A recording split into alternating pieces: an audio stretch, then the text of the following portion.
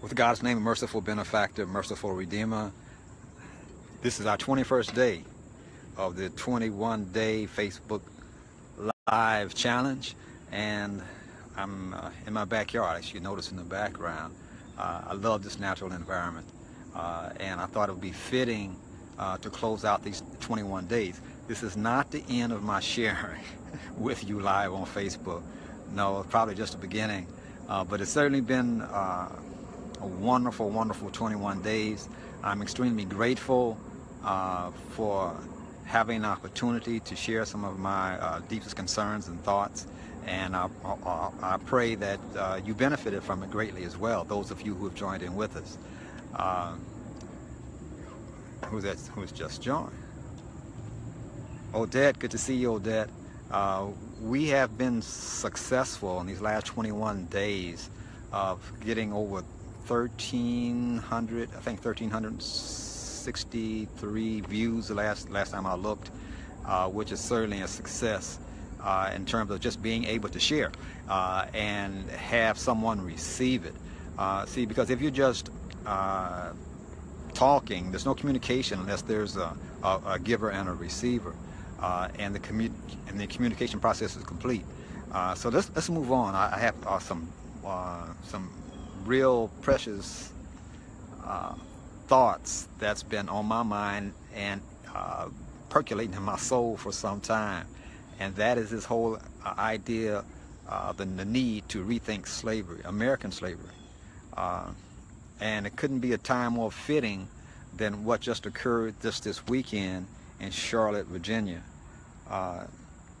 I was blessed last night, and those of you who, I don't know if you were with us last night or not, Odette, but last night I shared some of the feelings that I had, some of the thoughts that I had after watching the movie Detroit, which reflected the Detroit riots back in 1967, and some of the actual experiences. Of course, it was Hollywood, their version of it, but yet some of the violence, some of the brutal oppression, and a lot of the harm that was done back in the time of the 60s, the mid to late 60s.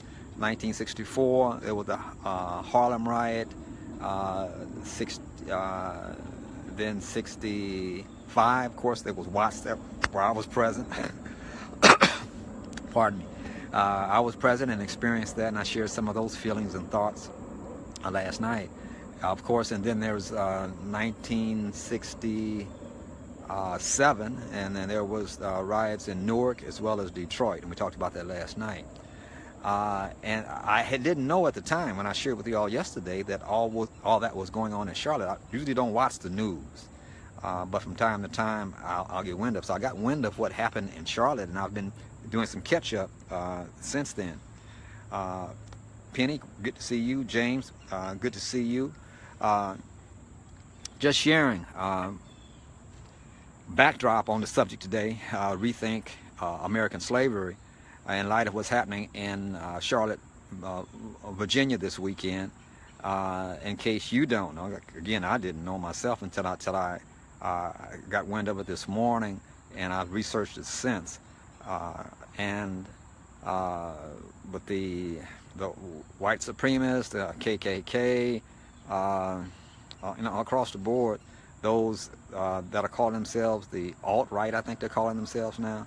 But the extreme right is one thing that I've noticed, and I've heard it said on more than one occasion, that you'll find at the extreme right or the extreme left, you'll find something that's not human at all, something that's left its human nature and becomes something else.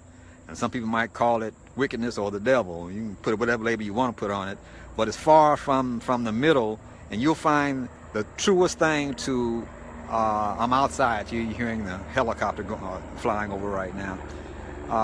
But the truest thing to human nature, the way human nature is designed, you'll find in the middle ground, not to the extreme right or to the extreme left.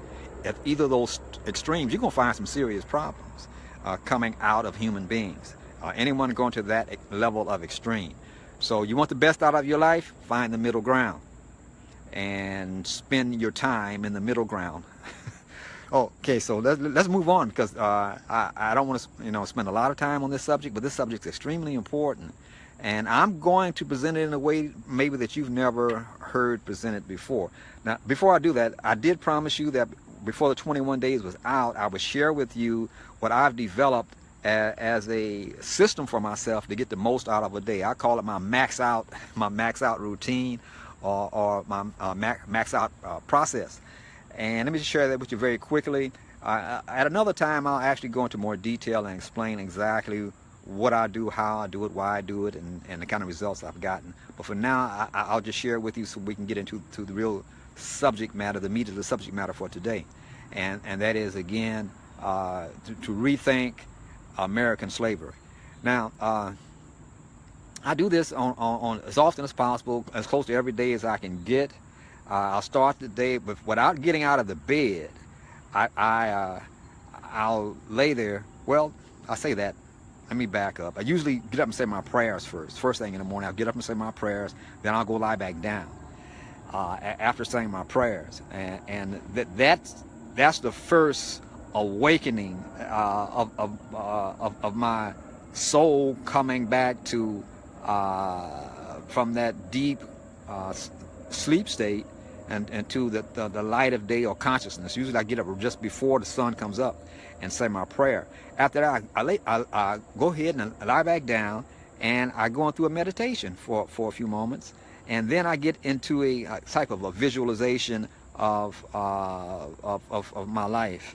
And I'll start by extending a deep sense of admiration and love for the Creator, and I do that repeatedly for a period of time, and that awakens my soul and a deep state of gratitude by expressing this love for the Creator.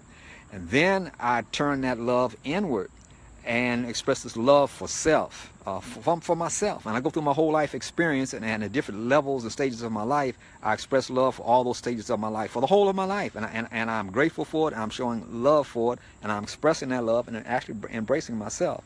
Then I'll go through another few minutes, a couple of 2, 3, maybe 4 or 5 minutes. And then what I'm doing, I'm looking at all those times when I misstepped, when I made a mistake, when I was at a very low point and I wasn't expressing the highest part of myself. And I forgive myself. I forgive myself for the things that I may have done that wasn't to my best interest, or people in whose association I was at the time, or whose presence I was in. I forgive myself for those misdeeds, missteps, mishaps in my life. So I kind of release with that. Then I go through a stage of gratitude, and I think of things I'm grateful for. It may be the pillow I'm lying on, and or those who made my bedding, or the bed that I'm sleeping on. It may be the fact that I can move my fingers, or that I can speak, and I can hear, taste. Just gratitude for my relationships, for my parents, and the good job that they did in spite of themselves with myself and my siblings. I just go on and on with gratitude. Then I pick 3 things that is kind of tied to my life purpose that I intend to do just that particular day, and that way my day is tied to my whole life's expression, my whole life purpose. And then I'm ready to get up. Then I get up, and that's John Assaraf calls that the inner size. Then after that, I get up and do my exercise, and I stretch, and I do some strengthening and some aerobic type activity. And I'm ready for the day. My body's ready. I'm pumped. My spirit is alive. My soul is cultivated, and I'm ready for my day. And I've already pinpointed 2, 3 things that I'm going to do that day that's definitely moved me along my life's journey, my life path. So now the subject matter that we're going to spend a few minutes on is Rethink American Slavery. I'm going to put my glasses on for this because it's so important to me that I actually wrote down a few notes. Anybody else who joined us? Penny, James, Odette. Okay, very good. And this is not everyone. This is people I can see right now on my screen.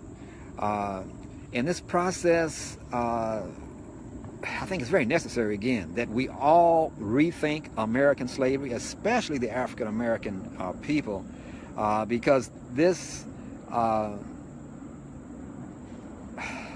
experience in America for the last, 400 plus years has been a very trying time, a very traumatic time for us as a whole ethnic group, and it has been actually for the whole world, but especially here in America.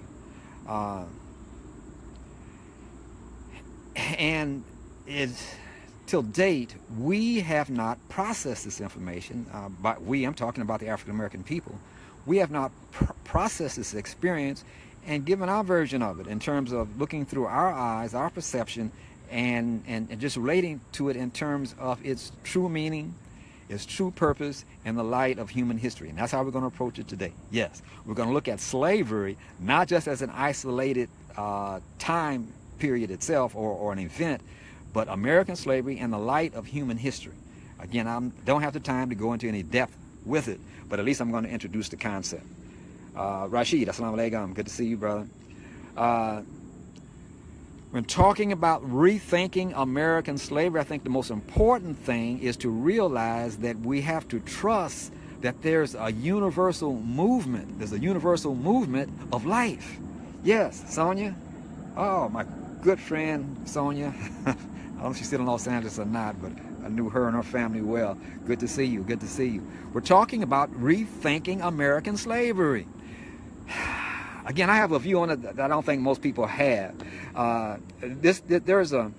this universal movement, I'm saying that, and I think most people share this idea, that there's a bigger plan than what we've been told, what we've been taught in school for life. You know, there's a bigger plan, probably, I'm sure, than what we can see. There's this whole universe is moving on a plan. You know, this whole idea of a big bang, and there it was, chaos, confusion, then all of a sudden all this structure and order. No, I don't buy that. And I don't think any thinking person, Ibrahim, Deborah, good to see you, assalamu alaikum. I don't think any thinking person will accept that some chaotic way this whole universe came into motion, and with all of this wonderful design and the details, intricacies.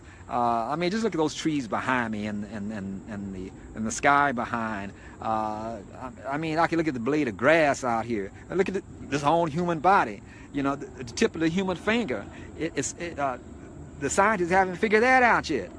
So there's such a wonderful array of intelligence and design throughout this whole creation. No way it came from a big bang.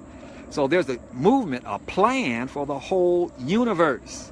The whole universe. Just keep that in mind. The universe, and it's constantly moving. It's constantly evolving. You know, by the time we get to the most powerful telescope we can get, and if we could see to the ends of the universe, by the time we get to the end, it would have expanded again. So it's always moving. It's always growing out and in. Outward and inward. It's constantly growing, constantly expanding, and it's constantly in a state of change. I've heard it said that there's nothing constant in this universe but change. So it's constantly moving. Keep that in mind. And the movement of humanity is doing something. Just like, you know, they said you can look at the human nature. Well, I hope you're still with me. I'm going to have to go through this quicker than what I anticipated. Again, I don't know if it was a weak signal or someone's tampering with this. Who knows? But let's go through this more quickly than I intended. And we can always visit this again. You know, that's the beauty in that. We can always come back to it again. But we're talking about rethinking American slavery. The idea is this, that there's a bigger plan. You know, we plan and the Creator plans. And the Creator, of course, is definitely the better planner. And our plan, only way it's any good, really, if it fits and synchronizes or fits into the bigger plan. That's where you know you're hitting it, when you just feel, you know, that you know that you know that you know, and you plan accordingly. And the Creator's plan is so that this universe that the Creator created functioned in the way that He created. In other words, it's good for the creation that the Creator created. Right? You wouldn't create something that was contrary to what you wanted or your design, would you? I mean, would you create an automobile that wasn't doing what you wanted to do. No, you trash that and you come up with something else that does what you wanted to do, or a piece of furniture, or a piece of clothing, or some invention that could help make life more comfortable. If it wasn't doing what you wanted to do, you recreate something else in its place, right? So what about the Creator? So this whole creation is designed to move as the Creator intended for it to move. Believe that. Understand that. And it's true with human life. Now, just keep that in mind. I'm going to move through this more quickly than I anticipated, but stay with me. Now, the African American experience. Africans being brought from slavery. Said the first ones landed in Virginia, I believe it was, in 1619, if I'm not mistaken. So those, what, 400 years ago. Now, that experience, us in America, it was divinely ordered. I know that got your attention. By that, I mean it was in the bigger plan. That, and I hope you understand me, that many times, most times, if you read the great people in human history, they had to go through very trying circumstances, trying times. So it's my belief that it was the same thing for this whole segment of humanity. Had to go through some very extremely excruciating, trying times for the benefit, again, of the whole humanity. Not just for us, black folks from Africa, but for the whole humanity. We are a brand new people on the planet, the African American. I'd rather the term Balalian, but for most of us who are willing to at least get away from the color terms, black and white, which are so charged, we should see that which is experienced in Virginia this weekend. Those terms are very charged, black and white, you know. But for the sake of time, let's call ourselves African Americans. Our experience, there's no group that had to experience more dehumanizing, debilitating things in their life experience than our ethnic group and our sojourn in America. And while it's been the worst experience for human beings, as my contention and my belief, that it's also been the best. Have we been able to manifest the best and see it on the outside yet? No. Has it been tough? Yes. Do I feel the pain even now? Yes. You know, it brought tears to my eyes last night when I saw that the riot in 1967 in Detroit, because I experienced the same thing in Watts, if not worse. I was directly there. I was there. I was a part of it. You know, my life was threatened. There were embers of fire from a store not far from us that was falling through the air on the top of our house, and we had to keep it wet down to keep our house from burning down. I mean, there were shots being fired. You know, we were stopped. I was stopped and searched by some very nervous, young Caucasian American, European American white boys that were Air National Guard that stopped and was pointing their riot guns at my head, shaking, scared. You know, me afraid that the thing might go off. So I've been there. You know, I felt the pain, but still I contend that this is the best time in human history. What's happening now in Virginia, I think that's a sign of the times that things will become more transparent than ever before. And if you watch the news clippings, you had European Americans or white folks actually fighting each other. We were in the mix, but they were fighting each other, and they were expressing some deep-seated thoughts that used to keep hid. And just so much is coming out. America will become more transparent than it's never wanted to in the past, right now, and that's when the healing can occur. And especially if we get up and share our voice, African Americans share our voice in the mix in terms of what our experience has meant for us and for the world. Frederick Douglass all the way up through Elijah Muhammad, Imam W.D. Muhammad, Malcolm, Dr. Martin Luther King Jr., and I could go on and on and on. But through all of the freedom fighters, they all wanted the same thing. They wanted full expression for the human soul, and in particular for the African American human soul. that would be probably the most articulate soul for the whole humanity. That's what they wanted. That's what the struggle was about. You know, it wasn't just about race. It wasn't about us trying to be like white people. It wasn't about us trying to be like somebody else, live up to somebody else's standards. No, it was about us being able to live the excellence that we were created in, and to be able to share that with ourselves and with the world. That's it in a nutshell. Again, there's a whole lot more to it. Don't have time to go into the depth that I would like to. God willing, we will revisit this subject and this thought, but it's extremely important. And I'm grateful to the Creator for allowing me to share what I share with you on this 21st day of our 21 day of this Facebook Live challenge. It's been a challenge making it every day, believe me. But we made it happen, and like I said, it's just the beginning. I'm going to be sharing with you quite often. Who knows, maybe daily, I don't know. I'll leave it up to my Creator. I'm trying to get better and better at responding to that voice inside of me, that small voice that I know now is what the Creator has put in me when the Creator designed my human constitution, even before I was in my mother's womb. So thank you. Thank you for joining. Thank you for participating. Thank you for your support. Again, we have way over 1,300 views over these last 21 days. Way over 1,300 views. Close to no, I guess after today it'll be over 1,400 views. So I'm expressing my gratitude to the Most High. I'm expecting my gratitude for you, my brothers and sisters out there, for participating and joining with us.